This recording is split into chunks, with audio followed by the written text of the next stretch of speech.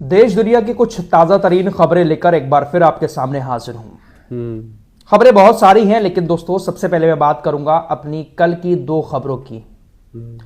कल की वीडियो में मैंने आपको बताया था कि कजाकिस्तान के अंदर एक विमान क्रैश हुआ जिसमें 72 लोग सवार थे।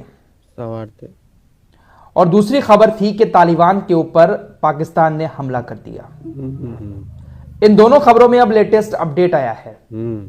तो पहले यह बता देता हूं, उसके बाद मिडिल ईस्ट की कुछ खबरें हैं वो आपको बताऊंगा। कल आपको मैंने खबर दी थी कि रूस से चेचन्या जा रहा एक अजरबैजान एयरलाइंस का विमान क्रैश हो जाता है। कजाकिस्तान के अंदर यह क्रैश हुआ जिसमें 72 लोग सवार थे। अब फाइनल रिपोर्ट सामने आ चुकी है, इसमें 38 लोगों की मौत हुई है, 38 लोग, बाकी लोग बच गए हैं। इस विमान दुर्घटना की खबर पूरी दुनिया में फैली। ऐसी भी खबरें आ रही हैं कि हो सकता है कि इसके पीछे रूस का हाथ हो। रूस ने गलती से यूक्रेन के ड्रोन को मारने की बजाय इस विमान को निशाना बना दिया। ऐसी खबरें आ रही हैं क्योंकि उस एरिया में रूस की वायुसेना भी कुछ एक्टिविटी कर रही थी। फिलहाल अभी कंफर्म कुछ नहीं हुआ है। शुरुआती रिपोर्ट में यह बात सामने आ रही है कि विमान एक पक्षी से टकराया था, जिसकी वजह से उसने अपना नियंत्रण खो दिया और इमरजेंसी लैंडिंग ढूंढते ढूंढते वो क्रैश हो गया। यह खबर पूरी दुनिया में चर्चा का विषय बनी हुई है कि वाकई में इसके पीछे रूस की गलती है। क्या रूस की गलती की वजह से यह विमान क्रैश हुआ है? साथ ही साथ एक चीज को लेकर और इस घटना का पूरी दुनिया में जिक्र किया जा रहा है। वो है एक वायरल वीडियो जो एक शख्स ने विमान के अंदर से बनाया था। एक मुस्लिम शख्स ने, जिस वक्त विमान क्रैश होने वाला था उस वक्त एक मुस्लिम शख्स वीडियो बना रहा था और अल्लाह अकबर अशहदु अल्ला इलाहा इल्लल्लाह अशहदु अल्ला इलाहा इल्लल्लाह कलमा पढ़ रहा था, अल्लाह अकबर कर रहा था, अपना वीडियो बना रहा था और विमान के अंदर जितने भी लोग मौजूद थे उन सभी का वीडियो बना रहा था। लगातार उसके मुंह से यही निकल रहा था, अशहदु अल्ला इलाहा इल्लल्लाह, अल्लाह अकबर, अल्लाह अकबर। वीडियो बनाते बनाते विमान क्रैश हो जाता है। इसी शख्स की एक दूसरी और वीडियो वायरल हो रही है। जिस वक्त विमान क्रैश हुआ तो जहां पर विमान क्रैश हुआ था उस जगह से यह शख्स एक दूसरा वीडियो बनाते हुए जमीन पर चल रहा है। वहां पर भी अशहदु अल्ला इलाहा इल्लल्लाह और अल्लाह अकबर कह रहा है और पीछे उस विमान का मलबा पड़ा है। और इस शख्स के पूरे जिस्म पर कहीं भी एक भी खरोच नजर नहीं आ रही है, सिर्फ चेहरे पर थोड़ी सी खरोच है। इसके अलावा पूरे जिस्म पर कहीं भी एक चोट का निशान भी नहीं है। जहां 38 लोग मारे गए, बहुत सारे लोग जो थे वो घायल हो गए, ये शख्स सही सलामत बाहर निकल आया। सही सलामत। पूरी दुनिया में ये वीडियो वायरल हो रहा है और लोग अपने अपने तरीके से सोशल मीडिया पर इसको शेयर कर रहे हैं कि देखिए आखिरी वक्त में अल्लाह को याद किया, लगातार ये कलमा पढ़ता रहा, कलमा पढ़ा, जिस वजह से ये बच गया और इसके खरोच भी नहीं है।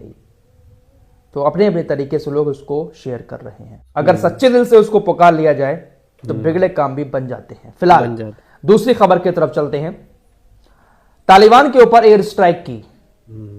पाकिस्तान ने एक इलाके में यह कहते हुए हमले किए कि यहां पर कुछ आतंकी छुपे हुए हैं जो हमारी सेना के ऊपर हमला करते हैं और इनको पकड़ने में हमारी मदद तालिबान नहीं कर रहा है। जिसके बाद एयर स्ट्राइक की खबर आ रही थी कि 15 लोग मारे गए हैं, लेकिन अब तालिबान की सरकार की तरफ से कहा गया है कि इस हमले में 46 लोगों की मौत हुई है और इसमें ज्यादातर महिलाएं और बच्चे शामिल हैं। तालिबान ने कहा कि पाकिस्तान भूल गया है कि हम वही तालिबानी हैं जिन्होंने अमेरिका को भगाकर अफगानिस्तान पर कब्जा कर लिया था। हम पाकिस्तान को भी जीतने में ज्यादा टाइम नहीं लगाएंगे। खबरें ऐसी भी आ रही हैं कि तालिबान की सरकार ने अपनी फोर्स को पाकिस्तान के बॉर्डर पर तैनात कर दिया है। टैंक वगैरह लेकर तालिबान की फोर्स वहां पर पहुंच चुकी है।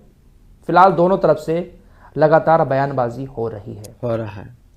दोनों देश एक दूसरे के दुश्मन बने बैठे हैं। आइए अब मिडिल ईस्ट की तरफ चलते हैं। पहले बात सीरिया की कर लेते हैं। सीरिया के अंदर तुर्की चाह रहा है कि वो अपना कब्जा जमा ले, इजराइल चाह रहा है कि वो पूरी तरीके से सीरिया का मुखिया बन जाए। तुर्की को कुर्दों को भगाना है। एर्दोगान ने कहा कि मैं सभी सीरियाई कुर्दों से कहना चाहता हूं कि या तो वो अपने हथियारों को सीरिया की जमीन में खुद ही दफन कर दे, नहीं तो फिर हथियारों के साथ वो खुद सीरिया की जमीन पर दफन किए जाएंगे। यानी एर्दोगान ने धमकी दे दी है सीधी हम्म, कि हम आपके ऊपर हमला करके आपको मारेंगे। मारेंगे। सीरिया के अंदर जो कुर्दिश लोग हैं, तुर्की इसीलिए वहां पर पैर जमाना चाह रहा था कि इनको खत्म कर दिया जाए ताकि हमारा जो कुर्दिस्तान वाला एरिया है वहां पर ये कब्जा करके अपना देश ना बना पाए। गाजा की बात करें तो इजराइल ने एक बार फिर से इस बात का ऐलान कर दिया है कि चाहे कुछ भी हो जाए, हम गाजा से अपनी सेना को वापस नहीं लेंगे। जब तक हम गाजा के अंदर हैं, हमास सरकार में नहीं आ सकता, इसलिए हम गाजा के अंदर हमेशा तैनात रहेंगे और तब तक रहेंगे जब तक हमास पूरी तरह से खत्म नहीं हो जाता।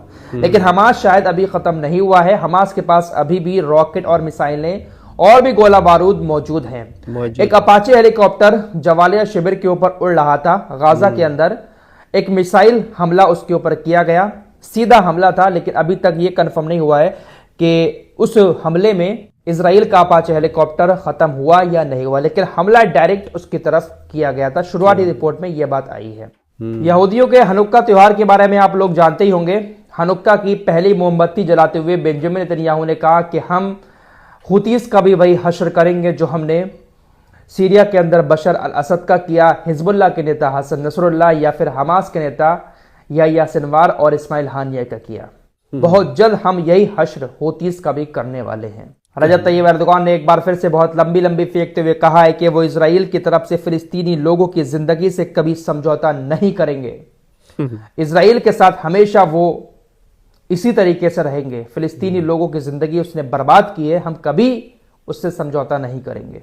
मोहम्मद अल जुलानी की सरकार जो सीरिया के अंदर आई है, ये सरकार ईरान से काफी ज्यादा खफा है, ईरान की बहुत बड़ी दुश्मन है।